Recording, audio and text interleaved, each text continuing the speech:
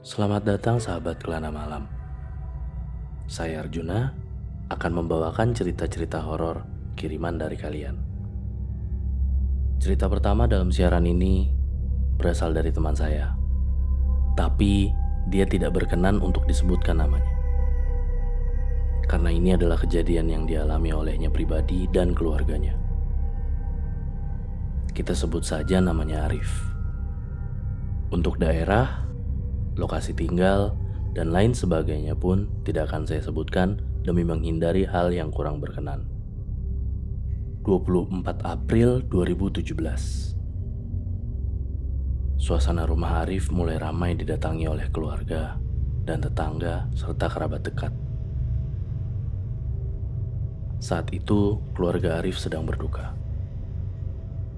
Kakak kandung Arif, kita sebut saja Lisa, meninggal dunia. Almarhumah ditemukan tewas bersimbah darah dengan belasan luka tusuk di badannya. Jenazah almarhumah tergeletak di jalanan utama desa. Ditemukan warga sekitar pukul 6 pagi waktu setempat ketika warga hendak berladang. Anehnya, tak satupun harta benda yang menghilang dari sekujur tubuhnya. Termasuk sepeda motor metik yang ia kendarai sebelum meregang nyawa. Pada waktu itu, keadaan desa dibuat geger karena kematian kakak Arif. Sebetulnya, ada satu kebiasaan yang selalu dilakukan di desa itu. Ketika ada salah satu penduduknya meninggal dunia, yaitu harus menguburkan jenazah secepatnya bila ada warga yang meninggal. Apabila warga meninggal di pagi hari, maksimal jenazah harus dikebumikan setelah zuhur. Mungkin di dalam ajaran agama Islam pun hal tersebut memang harus dilakukan, agar jenazah tidak menunggu waktu terlalu lama. Namun, karena permintaan ayah Arif yang saat itu berada di luar kota, akhirnya keluarga sepakat untuk menunggu kedatangan ayah Arif agar dapat melihat putrinya untuk yang terakhir kali. Jarak tempuh dari lokasi ayah Arif seharusnya memakan waktu sekitar 8 jam. Namun, karena kondisi jalanan yang macet dan lain hal sebagainya, akhirnya ayah Arif baru tiba di rumah duka pada pukul 7 malam. Ketika tiba, ayah Arif langsung menuju ruang tamu di rumahnya, tempat jenazah berada. Tangisan ayah Arif tak dapat ditahan lagi, sambil berkata, "Malangnya nasibmu, nak. Padahal gak lama lagi kamu menikah. Seharusnya dalam hitungan bulan, Lisa akan dipersunting oleh lelaki pilihannya, Dewa, lelaki dari desa tetangga yang sudah menjalin hubungan dengan Lisa 6 bulan terakhir." Di rumah duka pun Dewa hadir dengan air mata yang selalu disapu olehnya karena tak berhenti menangis sejak datang ke rumah duka. Singkat cerita, setelah sholat Isya selesai dilakukan, tibalah waktu untuk menyolatkan jenazah. Suasana haru, hening, serta isak tangis tipis dari keluarga di dalam musola mengiringi proses sholat jenazah.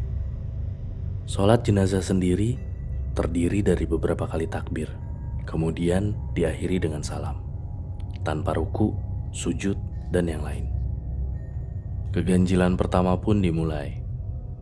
Ketika takbir kedua dilakukan oleh imam, entah dari mana asalnya, tiba-tiba saja kucing hitam berlari menuju arah kurung batang. Kurung batang itu adalah tandu yang digunakan untuk membopong mayat. Kucing hitam itu melompati kurung batang yang di dalamnya terdapat jenazah Lisa. Seketika kekhusyuan salat jenazah harus buyar karena beberapa orang yang menyaksikan hal tersebut berteriak dan mengejar kucing hitam itu. Anehnya, setelah melompat, kucing itu seperti tiba-tiba saja menghilang. Mungkin kalian beranggapan setelah kucing hitam itu melompat, seketika jenazah terbangun seperti di film-film hantu. Hal itu tidak terjadi. Hanya saja memang terdapat suara seperti benda yang bergerak di dalam kurung batang tersebut. Namun ketika diperiksa, tidak terjadi apa-apa pada jenazah. Beberapa orang yang berpikir kucing itu bersembunyi di dalam kurung batang pun tidak menemukan apa-apa. Pada akhirnya, sholat jenazah pun harus diulang kembali. Setelah sholat jenazah selesai dilakukan, tibalah saatnya untuk menguburkan jenazah di area pemakaman Desa Arif tinggal. Lokasi pemakaman di Desa Arif terdapat di paling sudut barat desa tersebut. Masalah yang dihadapi desa itu hingga saat ini adalah minimnya fasilitas pencahayaan. Dari sini sebetulnya kita sudah bisa menyimpulkan bahwa banyak daerah di negara kita yang masih sangat kurang diperhatikan oleh pemerintah setempat.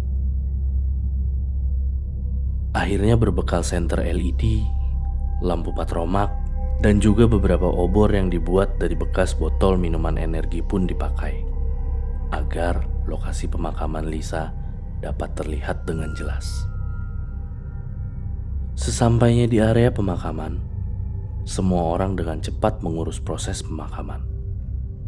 Pada waktu itu, ayah Arif mengajukan diri untuk masuk ke dalam liang lahat. Keanehan berikutnya kembali terjadi.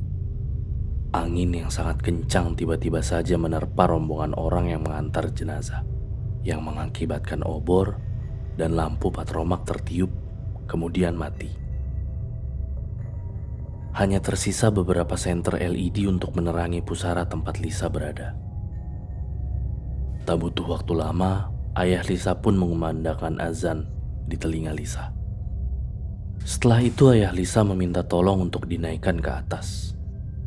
Ayah Lisa berkata, "Saya nggak kuat, saya takut nangis di dalam kuburnya Lisa." Beberapa orang langsung dengan cekatan membantu ayah Arif agar segera naik ke atas liang lahat. Proses penguburan pun selesai dilakukan. Di malam yang sama, tahlil pun diadakan dengan seadanya, karena keluarga tidak sempat untuk menyiapkan apa-apa. Tapi walaupun begitu, hampir semua orang yang dekat dengan keluarga Arif mendatangi proses tahlil tersebut.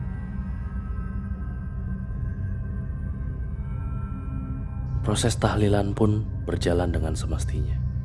Namun, keanehan berikutnya kembali terjadi. Di tengah lantunan ayat suci yang sedang dibaca oleh para tamu, semua orang di tempat itu mendengar suara tangisan dan teriakan. Teriakan dan tangisan itu terjadi beberapa kali, didengarkan oleh semua orang pada waktu itu. Suara tangis dan teriakan itu terdengar bergema dan sangat kencang. Lebih aneh lagi adalah suara itu persis sekali seperti suara Lisa. Seketika itu juga, hampir semua orang yang membaca Al-Quran dibuat terdiam.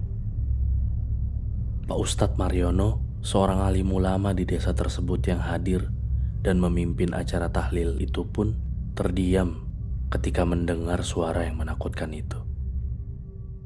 Namun beliau langsung melanjutkan kembali proses tahlil hingga selesai, dan berpesan pada semua orang yang hadir di sana agar tidak menyangkut pautkan hal tersebut dengan almarhumah. Kalian jangan sampai berpikir bahwa itu adalah almarhumah. Gak baik. Sama saja memfitnah itu namanya. Semua orang pun diam mendengarkan pembicaraan Ustadz Mariono.